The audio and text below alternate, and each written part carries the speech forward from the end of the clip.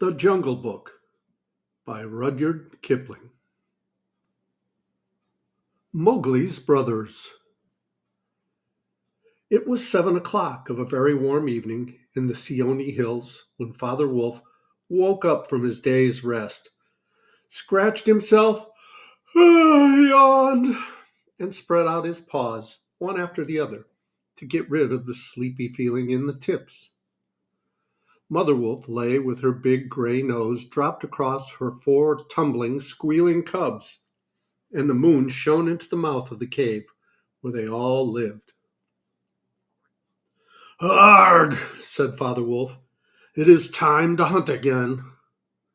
And he was going to spring downhill when a little shadow with a bushy tail crossed the threshold and whined, "Good luck go with you, O chief of the wolves, and good luck and strong teeth go with the noble children, that they may never forget the hungry in this world." It was the jackal, Tabaki, the dish licker, and the wolves of India despise Tabaki because he runs about making mischief and telling tales and eating rags and pieces of leather from the village rubbish heaps. They are afraid of him too, because Tabaki, more than anyone else in the jungle, is apt to go mad, and then he forgets that he was ever afraid of anyone and runs through the forest biting everything in his way. Even the tiger hides when little Tabaki goes mad, for madness is the most disgraceful thing that can overtake a wild creature. We call it hydrophobia, but they call it diwani, the madness, and run. "Enter then and look," said Father Wolf stiffly, "but there is no food here." "For a wolf, no," said Tabaki, "but for so mean a person as myself, a dry bone is a good feast. Who are we, the Gidor log, the jackal people, to pick and choose?" He scuttled to the back of the cave where he found the bone of a buck with some meat on it, and sat cracking the end merrily. "All thanks for this good meal," he said, licking his lips. How beautiful are the noble children! How large are their eyes, and so young too! Indeed, I might have remembered that the children of kings are men from the beginning." Now Tabaki knew as well as anyone else that there is nothing so unlucky as to compliment the children to their faces, and it pleases him to see Mother and Father Wolf look uncomfortable. Tabaki sat still, rejoicing in the mischief that he had made, and then he said spitefully, "Shere Khan, the big one, has shifted his hunting grounds. He will hunt among these hills during the next moon, so he has told me." Shere Khan was the tiger who lived near the Wanguna River, 20 miles away. "He has no right," Father Wolf began angrily. "By the law of the jungle, he has no right to change his quarters without fair warning. He will frighten every head of game within 10 miles, and I have to kill for 2 these days." "His mother did not call him Lungri, the lame one, for nothing," said Mother Wolf quietly. "He's been lame in one foot from his birth. That is why he only killed cattle. Now the villagers of the Wengunga are angry with him, and he has come here to make our villagers angry. They will scour the jungle for him when he is far away, and we and our children must run when the grass is set alight. Indeed, we are very grateful to Shere Khan." "Shall I tell him of your gratitude?" said Tabaki. "Out," snapped Father Wolf. "Out and hunt with thy master. Thou hast done harm enough for one night."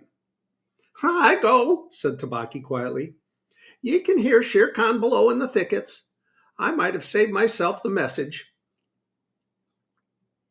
Father Wolf listened, and in the dark valley that ran down to a little river, he heard the dry, angry, snarling, sing-song whine of a tiger who has caught nothing and does not care if all the jungle knows it.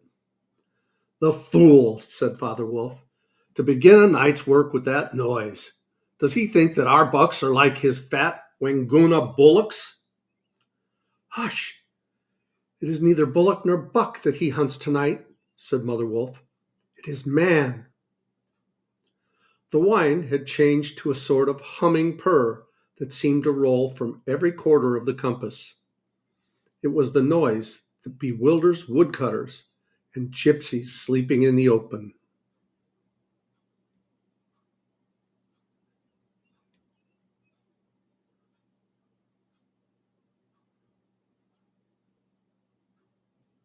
It is the noise that bewilders woodcutters and gypsies sleeping in the open, and makes them run sometimes into the very mouth of the tiger. Man, said Father Wolf, showing all his white teeth. Vag! Are there not enough beetles and frogs in the tanks that he must eat man? And on our ground, too. The law of the jungle, which never orders anything without a reason, forbids every beast to eat man, except when he is killing to show his children how to kill. And then he must hunt outside the hunting grounds of his pack or tribe. The real reason for this is that man-killing means, sooner or later, the arrival of white men on elephants with guns and hundreds of brown men with gongs and rockets and torches. Then everybody in the jungle suffers. The reason the beasts give among themselves is that man is the weakest and most defenseless of all living things, and it is unsportsmanlike to touch him. They say, too, and it is true, that man-eaters become mangy and lose their teeth. The purr grew louder and ended in full-throated "Arrgh!" of the tiger's charge. Then there was a howl, an untigerish howl, from Shere Khan. He is missed, said Mother Wolf. What is it? Father Wolf ran a few paces and heard Shere Khan muttering and mumbling savagely as he tumbled about in the scrub. The fool has had no more sense than to jump at a woodcutter's campfire. So he has burned his feet, said Father Wolf with a grunt. Tabaki is with him. Something is coming uphill, said Mother Wolf, twitching one ear. Get ready. The bushes rustled a little in the thicket, and Father Wolf dropped with his haunches under him, ready for his leap.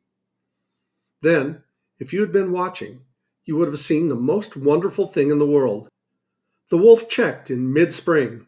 He made his bound before he saw what it was he was jumping at, and then he tried to stop himself. The result was that he shot up straight into the air for 4 or 5 feet, landing almost where he left ground. Man, he snapped, a man's cub, look! Directly in front of him, holding on by a low branch, stood a naked brown baby who could just walk. As soft and as dimpled a little thing as ever came to a wolf's cave at night. He looked up into Father Wolf's face and laughed. Is that a man's cub? Said Mother Wolf. I've never seen one. Bring it here. A wolf, accustomed to moving his own cubs, can, if necessary, mouth an egg without breaking it. And though Father Wolf's jaws closed right on the child's back, not a tooth even scratched the skin as he laid it down among the cubs. How little, how naked, and how bold, said Mother Wolf softly. The baby was pushing his way between the cubs to get close to the warm hide. Aye, he is taking his meal with the others. And so, this is a man's cub. Now, was there ever a wolf that could boast of a man's cub among her children? I've heard now and again of such a thing, but never in our pack or in my time, said Father Wolf. He is altogether without hair, and I could kill him with the touch of my foot. But see, he looks up and is not afraid. The moonlight was blocked out of the mouth of the cave, for Shere Khan's great square head and shoulders were thrust into the entrance. Tabaki, behind him, was squeaking, my lord, it went in here. Shere Khan does us great honor, said Father Wolf, but his eyes were very angry. What does Shere Khan need? My quarry. A man's cub went in this way, said Shere Khan. Its parents have run off. Give it to me. Shere Khan had jumped at a woodcutter's campfire, as Father Wolf had said, and was furious from the pain of his burned feet. But Father Wolf knew that the mouth of the cave was too narrow for a tiger to come in by. Even where he was, Shere Khan's shoulders and forepaws were cramped for want of room, as a man's would be if he tried to fight in a barrel. "The wolves are a free people," said Father Wolf. "They take orders from the head of the pack, and not from any striped cattle killer. The man's cub is ours, to kill if we choose." "Ye choose, and ye do not choose. What talk is this of choosing? By the bull that I killed, am I to stand nosing into your dog's den for my fair dues? It is I, Shere Khan, who speaks." The tiger's roar filled the cave with thunder. Mother Wolf shook herself clear of the cubs and sprang forward, her eyes like two green moons in the darkness, facing the blazing eyes of Shere Khan. "And it is I, Raksha, the demon, who answers. The man's cub is mine, Lungri, mine to me. He shall not be killed. He shall live to run with the pack and to hunt with the pack. And in the end, look you, hunter of little naked cubs, frog eater, fish killer,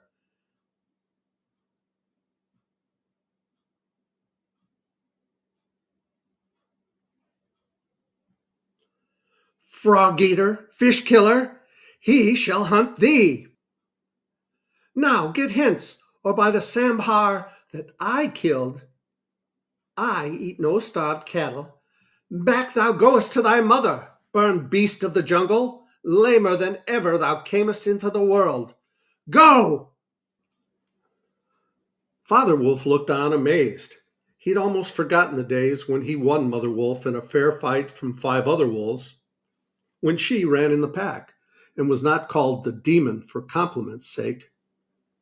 Shere Khan might have faced Father Wolf, but he could not stand up against Mother Wolf, for he knew that where he was, she had all the advantage of the ground and would fight to the death.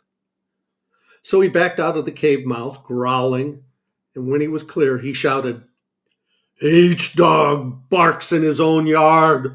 We will see what the pack will say to this fostering of man cubs. The cub is mine, and to my teeth he will come in the end, O bush-tailed thieves." Mother Wolf threw herself down, panting among the cubs, and Father Wolf said to her gravely, "Shere Khan speaks this much truth. The cub must be shown to the pack. Wilt thou keep him, mother?" "Keep him?" she gasped. "He came naked by night, alone and very hungry, yet he was not afraid. Look, he has pushed one of my babes to one side already, and that lame butcher would have killed him and would have run off to the Wangunga, while the villagers here hunted through all our lairs in revenge. Keep him? Assuredly I will keep him. Lie still, little frog, O thou Mogli, for Mogli the frog I will call thee. The time will come when thou wilt hunt Shere Khan as he has hunted thee." "But what will the pack say?" said Father Wolf. "The law of the jungle lays down very clearly that any wolf may, when he marries, withdraw from the pack he belongs to. But as soon as his cubs are old enough to stand on their feet, he must bring them to the pack council, which is generally held once a month at full moon, in order that the other wolves may identify them. After that inspection, the cubs are free to run where they please, and until they have killed their first buck, no excuse is accepted if a grown wolf of the pack kills one of them. The punishment is death where the murderer can be found, and if you think for a minute, you will see that this must be so." Father Wolf waited till his cubs could run a little, and then on the night of the pack meeting, took them and Mowgli and Mother Wolf to the Council Rock, a hilltop covered with stones and boulders where 100 wolves could hide. Akela, the great gray lone wolf who led all the pack by strength and cunning, lay out at full length on his rock and below him sat 40 or more wolves of every size and color, from badger-colored veterans who could handle a buck alone, to young black 3-year-olds who thought they could. The lone wolf had led them for a year now. He had fallen twice into a wolf trap in his youth, and once he had been beaten and left for dead, so he knew the manners and customs of men. There was very little talking at the rock. The cubs tumbled over one another in the center of the circle where their mothers and fathers sat, and now and again a senior wolf would go quietly up to a cub, look at him carefully, and return to his place on noiseless feet. Sometimes a mother would push her cub far out into the moonlight to be sure that he had not been overlooked. Aquila from his rock would cry, "Ye know the law! Ye know the law! Look well, O wolves!" And the anxious mothers would take up the call, "Look, look well, O wolves!" At last, and Mother Wolf's neck bristles lifted as the time came, Father Wolf pushed Mogli the frog, as they called him, into the center, where he sat laughing and playing with some pebbles that glistened in the moonlight. Aquila never raised his head from his paws, but went on with the monotonous cry, "Look well!" A muffled roar came up from behind the rocks, the voice of Shere Khan crying, "That cub is mine! Give him to me! What have the free people to do with a man's cub?" Aquila never even twitched his ears. All he said was, "Look well, O wolves! What have the free people to do with the orders of any save the free people? Look well!" There was a chorus of deep growls, and a young wolf in his 4th year flung back Shere Khan's question to Aquila. "What have the free people to do with a man's cub?" Now the law of the jungle lays down that if there is any dispute as to the right of a cub to be accepted by the pack, he must be spoken for by at least 2 members of the pack who are not his father and mother. "Who speaks for this cub?" said Aquila. "Among the free people, who speaks?" There was no answer, and Mother Wolf got ready for what she knew would be her last fight if things came to fighting.